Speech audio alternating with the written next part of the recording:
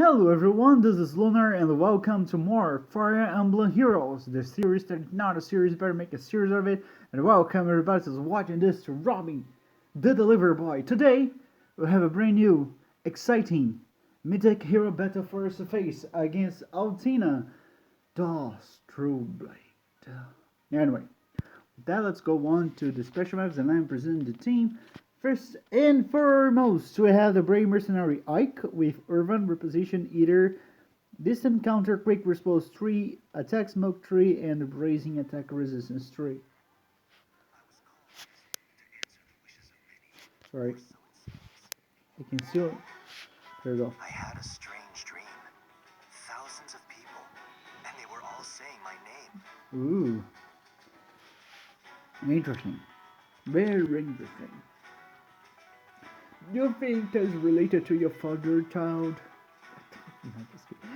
Blazing Lion Roy, the Dragon Bind, the Reposition, Eater, Bonus Devil 3, Vantage 3, Human Virtue, and Heavy Blade 3 are his skills. A hero celebrated in Legends? You can't mean me. Yes, it's you. Don't be so. Actually, this is the most humble line that he had thus far. All other single lines of him are very driven, actually. They're always talking about, we must fight as friends together, bring our strengths together, and bring peace and all that stuff. You know, very on the line of Fudo, you say, on Yu-Gi-Oh! 5Ds. Very important for the things that I'm going to talk about today. Trust me on that. I had the brave Princess Veronica with us with Hildskalf, Recover Plus, Winter-Bound Plus, Speed Plus 3, Battle Staff 3, Driver Took 2, and Driver Took 2. I'm with you. Thank you. You're very welcome. You're more dramatic and cheeky than that. I don't know why neither were driven, Roy, and neither cheeky and dramatic, Veronica, I had right now. Talking. And now, from that, we go to Grumpy. Anyway, we have here the Devoted Nose to Jacob with Bravo Plus, Drawback, Astra, Death Blow 3, Bolt Fighter 3, Attack Tactic 3, and Armor Boots. Do the people of Asker also cavort around in costumes for the Harvest Festival? I think so they do. I don't know. I have to speak like that? No, just kidding. Ben Disking, a long time for you, but you not answer my calls. Did a very good job, and I'm not even kidding. Anyway, with that we have Altina-Dawn's Trueblade. There's no difficulty here. You will be mine. On Fire Emblem Heroes. Wait, what do you mean by that? I already have a contract. I already have a contract with Alphonse. You cannot call me if you're not Alphonse. I have already a contract with him. I don't know what kind of thing this is. Anyway, hug now for the heavenly, I won't die for the earthly. As long as I have these swords, no fool of mine may triumph. Very bold of you to stick the head in my leg. Unfortunately for you, I do not fear gods, so yeah, whatever. With that, let's go on. Let me put things around here. Let's go on. So, talking about gods, there's a lot of things around me talking about Ragnarok recently, and I'm not talking about Avengers. No, not that. Although that Avengers Ragnarok, Thor Ragnarok, is actually a pretty good resume of what we have thus far. It summarizes everything pretty quickly for the 3 books that we have on Fire Emblem Heroes. So 3 years of game in resuming 2 hours. Even less than that, because that part that actually is related to Fee is right at the end, so don't really matter. And yeah, I have my Discord group talking about Ragnarok. There's a friend group that I have from my old party on Union Cross, and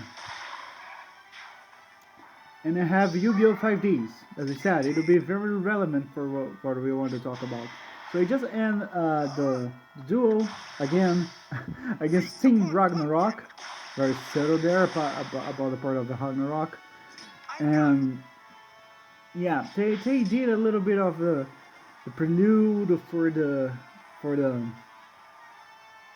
Ragnarok. It's all for you. So to talk about Frimble Winter, to talk about the Galahorn and all stuff that stuff. So the Team Ragnarok has the three Aesir goddess as their main card. So they have uh, Baron, I believe it's Baron his name, as the Thor card. Brave, that's a name, as the Loki card, and Haraldo has, or Harold, whatever before, has the Odin card. And that's very important because right now we have a character that actually brought the Frimble Winter with her, and that is Brunium, the brand new uh, free hero, if you can say like that.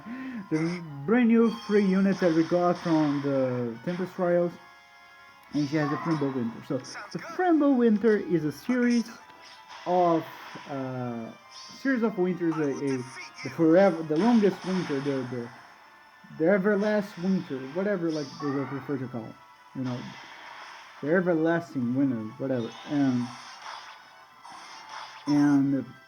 yeah, it's a pretty big winter, like a series of three winters that has a war in it.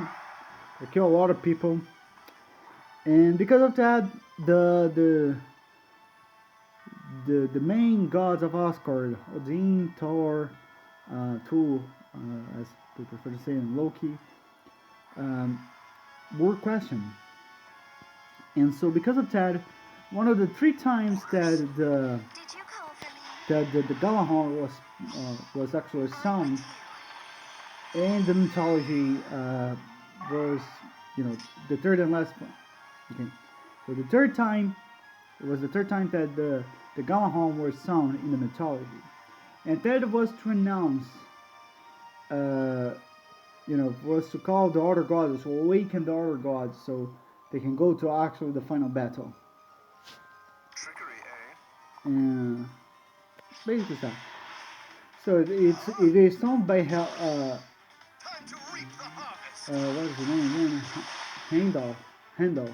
Yeah, I always try to remember the pronounce of his name, the pronunciation of his name. So Handel, the guy of the Bifrost, you know, the big tall guy Bifrost, you know, Thor, the original Thor movie, you know, that guy. So yeah, so Handel sounds the Galahorn and awaken the gods because Odin and Loki and Thor were being questioned and called them for the last battle. You know, the the enemies of Odin gathering in Mimir, I believe that's the name of it. Not Midgard, Mimir. Um, and they went to question, as I said, the main gods of Olympus, of Asgard. Getting my mythologies kind of confused, kind of mixed up here, and yeah, and though they call them, and they awaken the goddess, and then Ragnarok started. And that's what I think that will actually happen to. This is a thing that I've been thinking since the end of book 2, so it has been cooked up on my mind. Is the fact that we're going to enter Ragnarok and in Fire Emblem Heroes. So you may say, well, but Certus is dead. How are you gonna put fire in the world with that? Well, as you may remember,